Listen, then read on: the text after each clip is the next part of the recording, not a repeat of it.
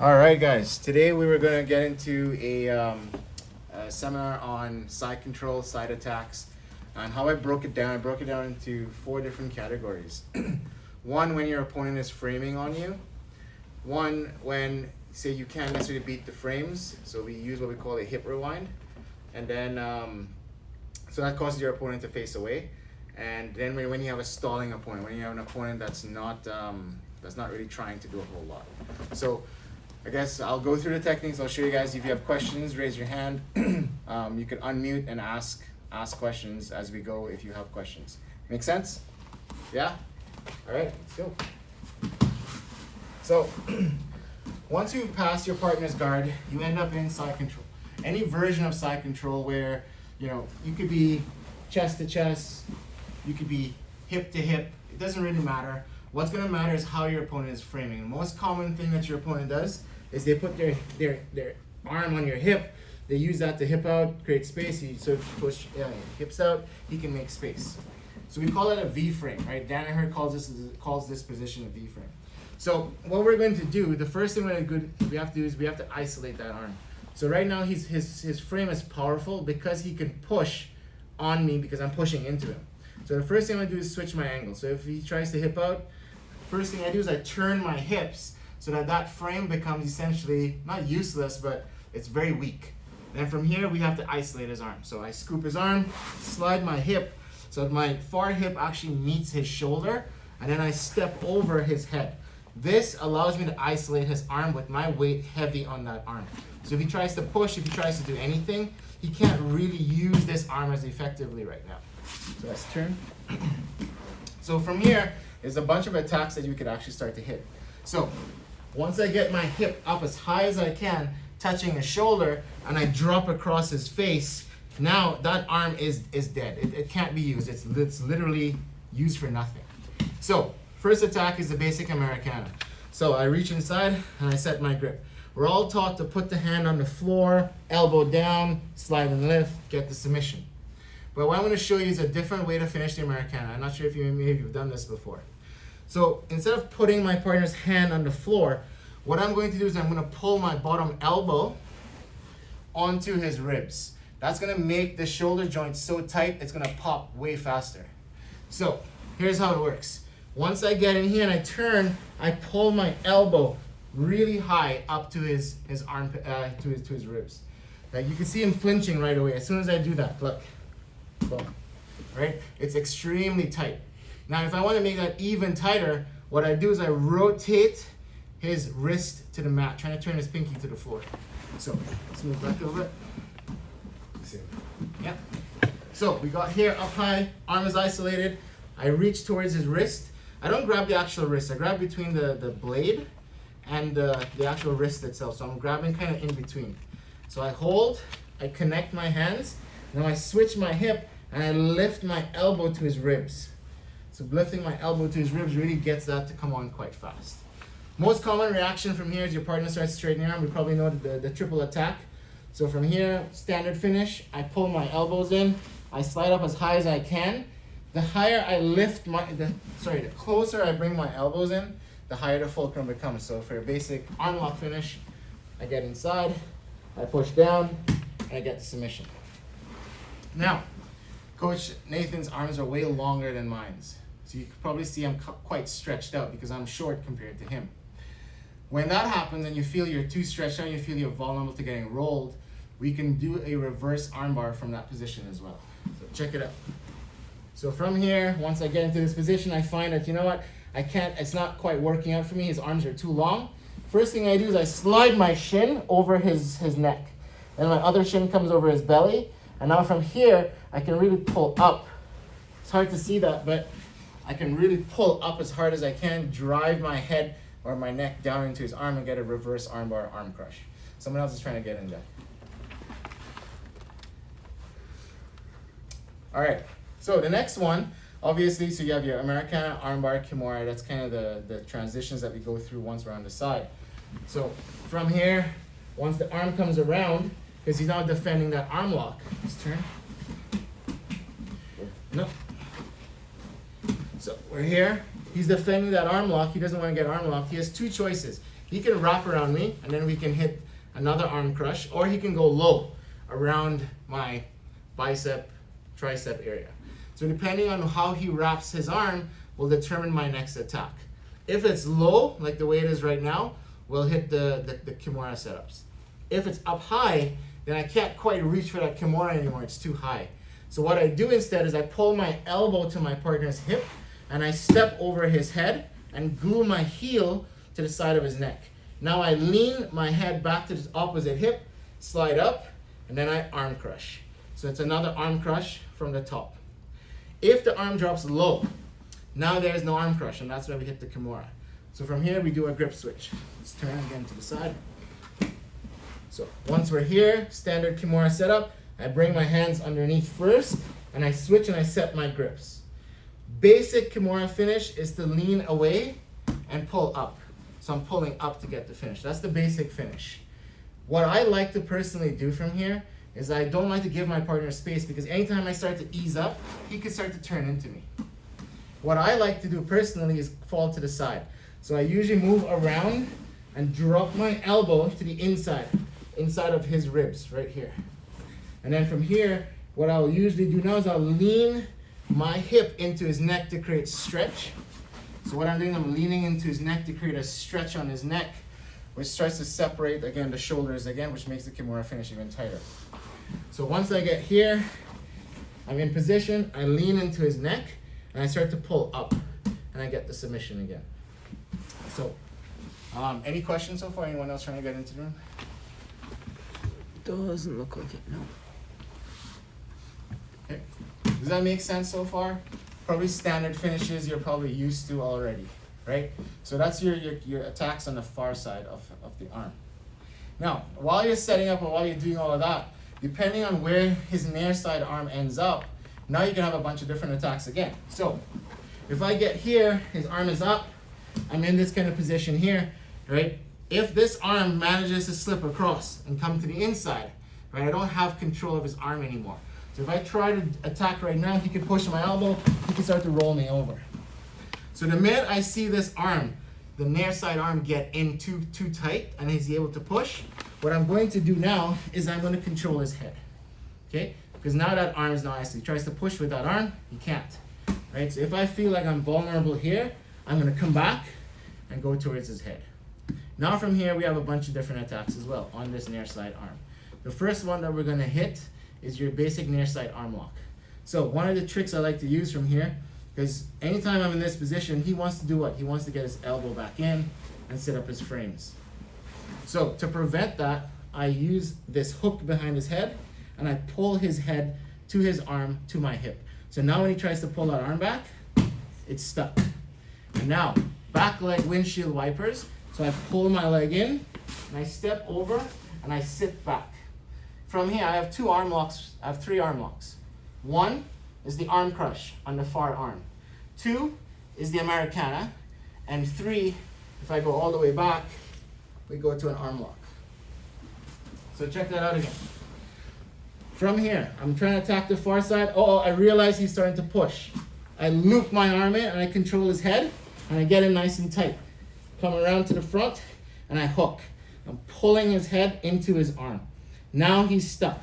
He can't pull this elbow back to my hip because I'm controlling his head, right? He's stuck.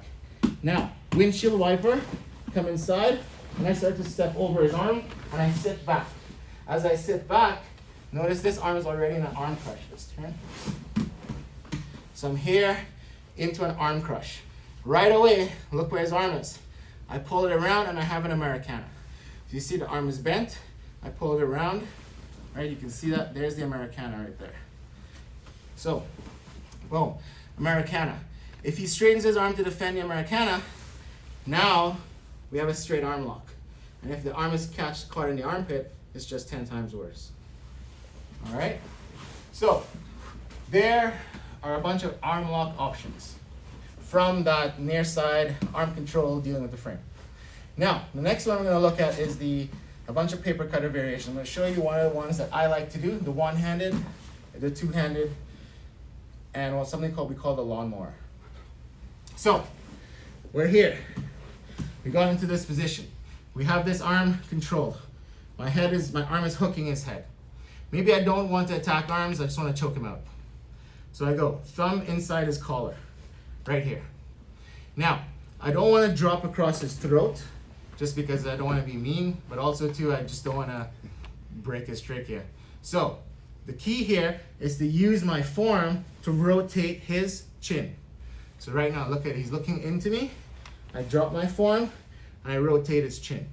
Now from here, I drop, and I start to lean my weight into his neck, right? From here, I need to make sure my legs are off the ground, and I'm blocking, so he's already tapping. But I'm gonna block his hip, and then drop. There's the tap right there. That's the one-handed finish.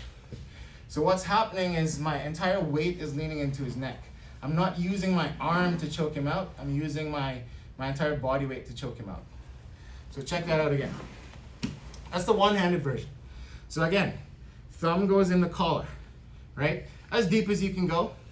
Rotate his chin. Make his chin face away from you.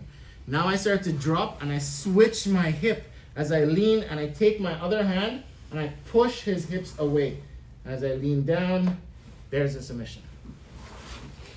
That's the one-handed version. Now let's switch to the two-handed version.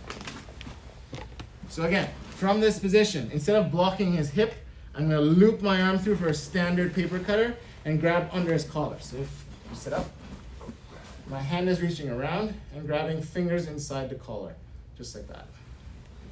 Right? So once I have that grip, same as before, I sprawl, keep my knees off the floor, and lean my weight into his neck. Okay? And that's your standard paper cutter. Have you guys done that before? It's a pretty standard choke. Okay. I'm going to show you how to turn the heat up on a paper cutter. So I'm going to show you the modified lawnmower, or basic lawnmower, and then the one on nitrous, the one that's just gonna it's gonna rip his head off. Might pass out on camera. Okay, so same grip, same setups. So I get here. A lot of times people aren't gonna just let you go underneath. They aren't gonna let you scoop your hand. They're gonna be blocking you. They're gonna be doing stuff. They're not just gonna let you do it. But what you're always gonna have available is the length of his entire lapel. So once I have my grip set, the lawnmower, just like you're starting a lawnmower, you're gonna be pulling on the lapel, but you don't need to be deep for this. And that's the beauty of it. I could be really shallow. So I set my grips, and now I push down to make this, pull all the slack out here. As I push down, now I lean into the choke again, same as before. Now if you wanna add some real pressure on this, you use your knee. So here's what it looks like. So we're here. As I lean, I take my knee as I'm pulling on the lapel, and I stretch with my knee. So my knee starts to really stretch, boom. And it comes on super, super, super tight. So you're pulling, but instead of just using your hand, your entire knee is pushing into the fabric and stretching. It's pulling all the slack out. So when you drop into the choke, it's just extra, extra, extra tight. So that's our V-frame position where we attack all those different submissions. How is that so far? Any questions? They're tight. So that's how we rip heads off. Okay. All right. The next series that we're going to talk about, one of my favorite actually, is to force my opponent to turn away. So anytime you find your opponent has just killer frames and you can't beat the frames just by switching your angle, we use something called the hip rewind. I call it the hip rewind. So right now, so that's good. If my opponent has really good frames and I feel like I just can't lift his arm up, there's one way we can get his arm off the floor, and that's to move our hips back. So I take my hip and I connect it to him, and I start to slowly walk my hips back. As I walk my hips back, you notice Coach Nathan started to turn to face you. He started to turn away from me, right? So that's what I'm trying to use here. So we're here in this position. I'm controlling him. I feel like I can't beat his frames, so I walk my hips back. I walk it back, walk it back, walk it back. And now he starts to turn away from me. From here, if he's still framing, if he's still trying to use a frame like this, it's a very weak frame because his body's totally out of alignment. his strength is where he's facing, but right now he's pushing away from me. So this is a very weak frame. This is going to be easy to deal with. So let's just turn. So once we're here, right? If he's still trying to frame, it's not gonna take much to just pull that arm up and get it to the side, right? It's gonna be very easy to deal with. But a lot of times, as I'm doing this, I'm already moving his arm. So in real time, it looks like this. If we're starting here, and I drop my hip low to the floor, not on the floor, but low to the floor, like maybe like a millimeter off the floor, and then I start to back it up. As I start to back it up, I'm already forcing his arm across. Get my body low, get my head down behind, and get my chest right behind his shoulder blade. Now he's pinned, because I'm pushing with my feet. My arm in front is locking him in place. If he tries to flatten back out, he really shouldn't be able to. If he tries to run away, he also shouldn't be able to. So I'm holding him stuck on his side to set up my next set of attacks. So most basic one is to just take the back. So I'll show you a couple of ways to do that. So once I get here, I reach inside and I set my seatbelt. So my hand comes around and I make a seatbelt but close to his neck. I'm not going all the way through like this. I'm just stopping right here. That's one. Now basic chair sit, slide my knee to the top of the head, right? Step over, sit on my butt, but don't fall back. Fall, try to take my head and bring it to his feet. So it's gonna rock him up. So as I fall, it rocks him up. And then I can set my position. You can put hooks if you want points, but normally for bit attacks, I put my foot on the hip, and then I start to watch what he's doing with his arms. Depending on what he's doing with his arms, I might just come up and try to scoop and attack and isolate his arm. Okay? If you have bad knees like me, because I just had surgery about a year ago, still haven't fully recovered, sometimes I can't sit too tightly because it really stretches my kneecap, it hurts. So another way that I take the back is I step up. So I would do this. So I come up. From here, I would step up because I can't keep this knee down all the time. So I'll simply step up and I'll bring two shins in behind him. From here, I'm gonna scoop him up and then I pull him into me and I set my hooks. I'm actually already into a really good bow and arrow position because I can start to attack from right here. So sometimes with injuries, you find cooler ways to do stuff. So that's our back takes. Now, one of my favorite submissions though, not from the back necessarily, but you can hit it from the back, is the bow and arrow submission from side control. So, once I have my partner on his side, remember I said I don't shoot my arm in right away. I keep a low seatbelt. So my attacking hand is sort of hidden. It's not all the way through. Now, once I'm ready, the trick is to pull. So the way you set your grip is I pull his gi open. I'm making what we call a shelf. So I'm taking the lapel and I'm folding it over. So I actually have something to grab onto. Second thing I'm doing is I'm pulling it down to pull the slack out. So this is a tricky one. So hopefully you guys can see this. Can you see it in the camera? Like it's pretty clear what I'm doing with the lapel? Yeah? Okay. So from here, from my seatbelt position, I reach in, I turn the lapel open, and I make a shelf. So I'm flipping the lapel backwards. As I flip the lapel, I stretch it out. So it makes a really, really nice handle right here, right? If I get it really close, maybe just stand up. Put squat down. Yeah, so the lapel, I'm flipping it over because I want to make a nice fold inside, and then I'm stretching it down by pulling, right? That's what I'm trying to do with the lapel. So once you set the choke happens like instantly. So we're here. I flip the lapel and I pull it down. Now once I set that, he's already flinching, right? So I open and I flip, and now I set. From here, there's different ways that we could finish. Most common is to grab the opposite lapel and simply pull on the opposite lapel, pull across, easy finish. Not the one I like all the time though. The one I like is as follows. I'll come up like a windshield wiper, I'm trying to take his back, and I'll loop my hand in, and I'll stick my knee inside behind his head. And now I'll fall back, and I'll take my arm and scoop it inside my armpit. Sorry, he's already tapping, I'm just gonna loosen the pressure. Right, that's an extremely tight finish. If he tries to turn into me, he chops himself up. If he tries to turn away from me, well he can't, because this is being hooked. Now, Second thing that you do to make this even tighter, it's already quite tight. If you just want him to tap and you don't even have to pull at all, you take your wrist and you turn it like you're trying to look at your watch. I always call it looking at your watch. So look, you'll see what I mean. I don't have to do any pulling. All I have to do is once I pull the slack and I make my shelf and I turn in, I start to turn my hands in like I'm trying to look at my watch. So boom, boom, come up. Like I'm not gonna do anything, I'm just gonna hang out here. He's already tapping. Right, I haven't pulled yet, I haven't used my arms at all. Okay, so that's another trick to make that like super, super, super tight. All right, next up, we have the arm triangle and the reverse Ezekiel. Oh, still.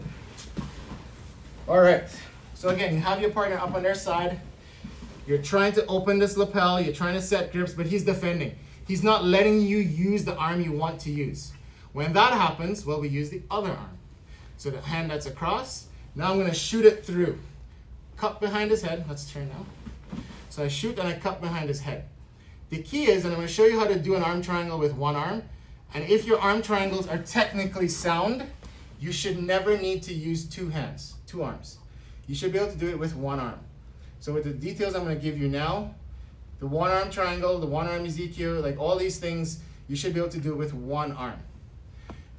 Only time you need to add the second arm is when you didn't quite set it up right, it's not quite tight, or you're not following the dynamics of the choke.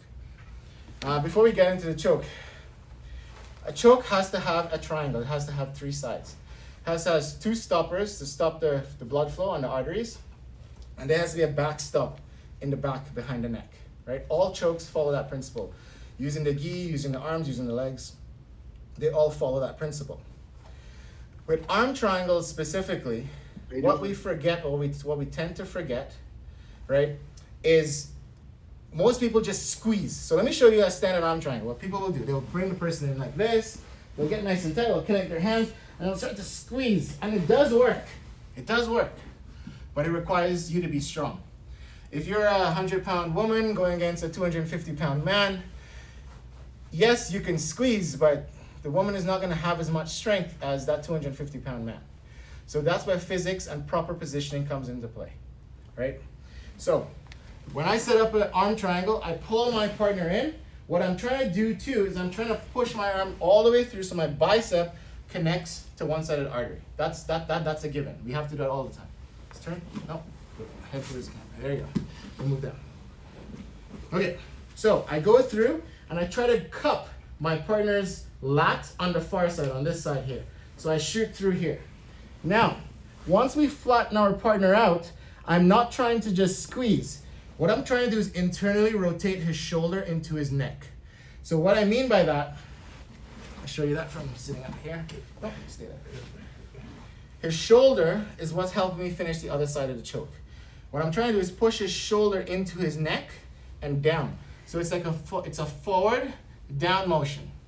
But when he's on his side like this, or when he's on his back, sorry, the motion is like this, like a J. It goes forward and around. So my neck, the side of my neck, is pushing his shoulder into his neck. So up and in. So up and in, or forward and around. Okay? So once I get here, I come down, one hand, I'm not using this hand. I get my chest low to the floor, and now what I do is I go forward and around. Okay? That's just with movement. I haven't added any squeeze yet. Okay, if you want squeeze, it's not so much squeezing, but it's more flexing your bicep. Because the bicep is on the neck, on the artery on one side. I flex my bicep, drop my shoulder as I move around. That's what's going to add extra pressure. So when you're applying the technique, if you're doing it right, it should not cause pain. It should feel almost like, actually when the person goes out, they don't feel anything. They just go out. Because there's no pressure, there's no pain in that sense. It's just the arteries being compressed with the proper mechanics. So again, my partner got onto his side. I couldn't choke him out using bow and arrow chokes. So I shoot through and I flatten him out and I cup around his lat. My body comes flat to the floor, right? If I feel it's not tight, I readjust, I get nice and low, and I start to go forward and around. Really focusing on internally rotating that shoulder into the neck. That's the key to any arm triangle type choke. All right? Okay. So far, how's it going with questions? Is I'm talking a lot. Anybody with questions? Is that a hand up there? If you have a question, just unmute and you can ask. Or raise your hand or type in the chat box. All good so far? Question, we have a question. So it's actually going back to the where you were walking around the technique before, where you were kind of walking your hips back so that he would be facing away from you. Yes. How are you keeping him from shrimping out? So he's like this. Always stopping from shrimping away, right? Yeah. How are you keeping him from shrimping away and keeping him kind of to you so that he's actually turning away rather than just shrimping away? Okay, let me turn so you can see what I'm doing. So, if my hip is on the ground, so my butt is on the ground, and I try to do this, shrimp away. Easy. The key is to use your feet to elevate your hips. It's probably hard to see this, but my butt is not touching the ground, right? It's like, it's just slightly off the ground. Not so high like this that he can slip his legs underneath, but high enough that my weight is on him. So without me doing anything, if Nathan just tries to shrimp away, see how I'm not actively pushing with my legs to follow him. His shrimping is pulling me with him. Understand the difference? So that small little detail makes a huge difference when you're trying to do the hip rewind. Keep your hips elevated off the floor and on your partner, not on the ground. If your hips are on the ground, when he shrimps, he will go away and you'll fall. Whereas if you keep your hips elevated just slightly on him, as he moves, you'll be able to follow him 10 times easier. Make sense? Perfect. Any other questions so far? All right. Reverse Ezekiel. Beautiful submission from this position because you can do it gi and no gi. You had another question. Oh, we have another question, Jack. Oh. To the chat box, probably. Let's see anything here. I had a quick question. Oh, there we go. Is there one in the chat? That. All right, sorry, go ahead. One has been there forever. Yeah. Okay. When he's on his side and you have like in a gift wrap position, what's the best way that you use to keep him from turning his back flat? Because I've been in a position where I had a tight gift wrap. From side control? I had my chest low to the back, and they could just slide their, they could just slam their back down. So you're saying you're here, like this? Yeah. Yeah. Are you on your knees or are you on your toes? Probably my knees, to be honest. And then like if I start feeling the pressure back, I'll start going on my toes to push forward. But that probably is the issue. It's I'm on my knees. I was just gonna say that's usually the problem. So let's just turn here. If I'm just on my knees, even though I'm putting pressure, right? I'm not gonna use my arms. Flatten out. Okay. Okay. Yes. Now. Flatten out. See how much longer that took? And that's with no arms. It's not saying that he will never be able to flatten out, but now, the next part now, is once you're in here, is to make sure you pull this shoulder back. Okay? Oh, okay. And so, what we need to do, so my upper body is doing the top shoulder, it's pushing it forward. What I need to make sure is that this shoulder can't go forward. It has to stay back. Okay. So as I'm here, right, I could, even with my seatbelt grip, that's why I said go low. Turn. Remember I said don't go up here? Remember I said stay low? This is gonna help you scoop that shoulder back. So my bottom hand is pulling back, scooping it to me, and my upper body is pushing forward. Make sense? Pushing the forward mode. That makes perfect sense. Thank you, sir. All right. Next questions, other questions. Now we move on to the reverse Ezekiel. All right, let's go reverse Ezekiel. So, arm triangle, reverse Ezekiel, they kind of go together. So when I have my opponent on his side, first step is I try to hit that bow and arrow. I try to pull that lapel, set up that bow and arrow. When that doesn't work, I try to shoot my arm through, flatten him out, go for the arm triangle. When none of those things work, so maybe as I push my arm through, I can't flatten him out. He's actively pulling himself across. If he does that, I should really be taking his back, but I just want to choke him out. So then we're going to hit this reverse Ezekiel. Let's come back towards me there. So once we're in here, I shoot my arm through, and what I want to do is I want to grab my bicep. Kind of like a rear naked choke. I want to grab just like I'm doing a rear naked choke. So shoot my arm through, I grab my bicep, and my hand comes over the head. Now, just like before, remember we talked about the rotation of the shoulder forward and down into the neck? It's the exact same movement. So once I get here and I connect, my body goes forward and down. That's just me applying pressure forward and down. I haven't even applied pressure with the rowing action yet. The rowing action is the pulling the arm back so that the forearm can rest on the artery. So when I combine all of that together, it just becomes even more devastating. So I go through, grab my arm, hand goes above the head, I start to go forward, and I start to slowly lift my elbow. I start to lift this elbow. So I get here, go forward, go. Right? So that's your reverse Ezekiel. So you could do this with the gi as well. So let's say you had a gi, but I personally think the NoGi version will work gi or no gi, so why even bother with the gi? But we have the gi. So you're here, you grip inside your gi, your hand comes over top just like a standard Ezekiel. If you want to do a standard Ezekiel, you can. You simply just stretch. Right? You do this sort of like trying to chop off the head kind of thing. Right? You do that standard Ezekiel finish. But if you want to apply the principle I just said, you do the same thing. So your hand comes in, goes inside the neck, and I start to push forward and down into his shoulder. Okay? But I really personally think the NoGi version is just super, super, super tight. Yeah. So why even bother with the gi version? Maybe you have really short arms. I have really short arms. I mean, if we compare our arms, like that's like, his arm is that much longer than mine. That's like almost a foot longer than mine. So I have short arms, and if I have short arms, I can make it work. I don't see why you can't either. But for whatever reason, it doesn't matter. If you need to, grab inside the gi and go for the choke.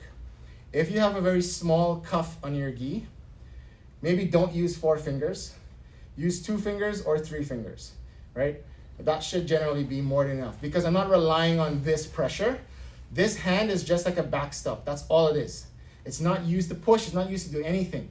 You can do that. You can do the standard push thing. But what I'm trying to tell you is if you just put it as a backstop and push forward and down, rotating the shoulder into the neck, you're good to go. So it doesn't require, everything I try to teach stuff that doesn't require strength that anybody can do. So it's really, it's physics based and it's biomechanically sound. So that way attributes kind of come out of the equation. Don't get me wrong, if you're big and strong and tough, that's great. That attributes will help you. But pure jiu-jitsu shouldn't require those attributes, is what I'm trying to get at. All right. Last one is going to be the Kimura and the Hogan Armbar. Like Hulk Hogan, the wrestler guy. I'm going to show you his version of the armbar. Well, it's not his version, it's just the movement is kind of related to him.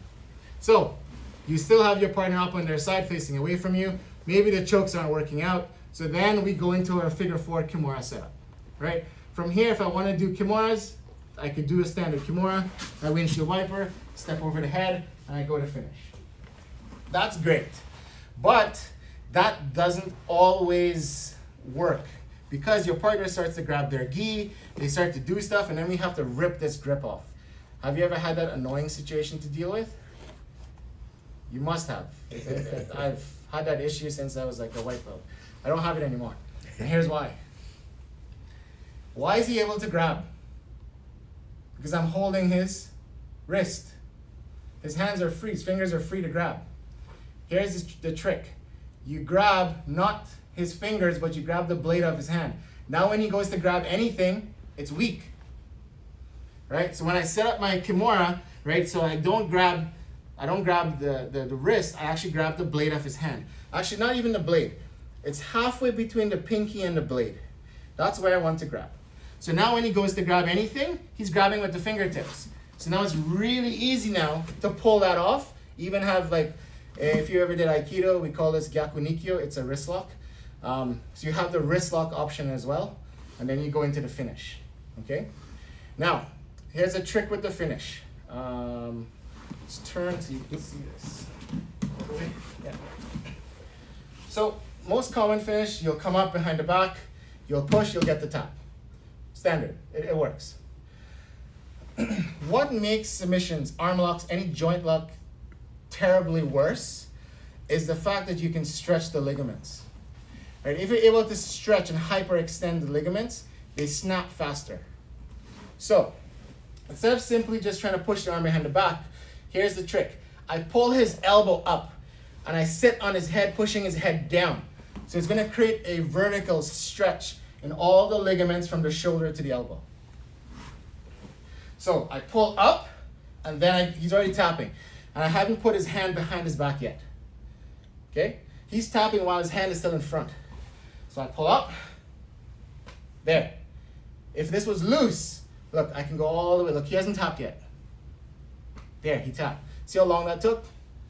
So by stretching everything out, it's going to make your submissions happen 10 times faster. Right? So those are some tips on finishing the Kimura. Or the armbar. What's the time, by the way? 11:50, just about. Okay. This is the last one I'll show. We have like a whole 2 other series to go through. But this is the last one I'll show for you just because of time, because we started kind of late. Don't worry, I'm sure we're going to have more of these sessions. So even if Corona goes away, we can still have these sessions. It's not a problem for me. All right. Okay, let's move this a little bit. Okay. Arm lock. Standard arm lock is I swing my leg, step over the head, sit back, arm bar. Problem with that, again, there's no power behind it. It works, it does work. But have you seen Hogan? He drops and he just drops on the person. The leg drop. Well, you do the same thing with your leg. So I'll just show you it first. I'll just do it quickly and then I'll kind of break it down. So once I'm here, here's what it looks like. So I get ready, I wind up, get ready to go, and then boom. So my leg drops onto his head to create that shock and extension. Right? So just the swing and the drop, it startles your partner and allows you to get the arm quite easily. Now, with the extension stuff we just talked about, once I swing here and I drop, I pull that arm towards me as tight as I can, and look, I maintain like a rear naked choke style control style grip, and I pull on his wrist with my elbow right here. That's gonna start to stretch his arm. So as I pull back, I haven't even lifted my hips and he's tapping. What I'm trying to do, what I want you to think about, is you're trying to pull his shoulder out of the socket. Right, let's move that. I'll show you guys can see. So, I'm in the camera, in view. Yep, you Okay. get. Once I'm here, I haven't let go of any of the grips. This was the figure 4, right? We were here. I just slide my hand up towards my elbow or towards my tricep. As I fall back, I start to pull. So I'm pulling everything forward and I'm using my back to pull, and that stretches his arm. I keep the stretch, he's already tapping.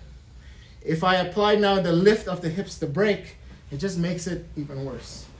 So again, that principle of stretching the ligaments just makes your submission like 10 times more effective.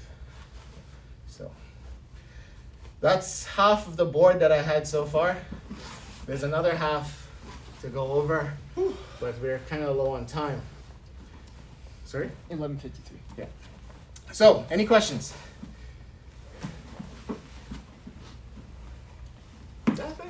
Any more questions, I should say? We're all good? Did you enjoy that? Oh, question. Quick question for you. Yep. How on that last arm lock, how are you keeping him from kind of doing like the hitchhiker escape or even fighting your foot on the head with his free arm? It's okay if he fights the foot on my head, actually. If he pushes my leg over, it's still gonna finish it. So I'll show you a trick. You don't even need to have the leg over the head. So even if I did get here, and he did push the leg over, I'm still good to go. The reason being is I have this leg inside. If he tries to sit up, this knee pushes down, right? So I can still finish the arm lock from the side as well. But we don't want him to push the leg over the head. So when I swing my leg, I try to make sure when I swing it, if you guys can see it, my leg comes inside his arm, right? So when I do it, so I'm here, when I swing it, I try to drop it inside here. So now I'm pulling in. So now if he tries to move the leg over the head, it's a lot harder versus if my leg was kind of out here. It just pushes it off. Go back for a second. So I want my leg all the way down and then around. So this is the hitchhike position, right? He is hitchhiking. What I'm doing is I'm rotating him back. So he goes to hitchhike, because I have control of his hand, right? When I have control of his hand, he tries to hitchhike, he can't. Right? That's why I'm not letting go. I'm not really playing, I'm not like doing the standard, I'm not doing this. Because this he can move. What I'm doing is I'm locking his arm in place. And that's why I said I'm pulling with my elbow on the notch just behind his thumb. Right? So now if he tries to rotate, actually not your body because I'm not controlling your body, but rotate your thumb. Can't. Okay? So that's how I'm stopping that from happening. But I'm also too, if I really feel he's running away, I'll just keep rolling down, turning my body down towards his feet. So, all right. Good stuff. All right, that was fun. Hope you guys enjoyed that. Thank you. Yeah. Thank you very much. You're very, Thank very you welcome. so much. Thank you. You're welcome. I think the Pendergrasses have to do our seminar now. So hope they're ready to go. Guy, Rob, hope you guys are ready. Available by chance? Sorry? I said, I saw that you guys were recording this. Is that gonna be available? Yeah, the Zoom is being recorded and our other camera is recording too, so we should have a couple of recordings of the whole thing. All right. Thanks a lot, guys. Thanks, guys. See you guys again soon. Have a good one. Thank you very much. Take Bye. care. Take care, guys.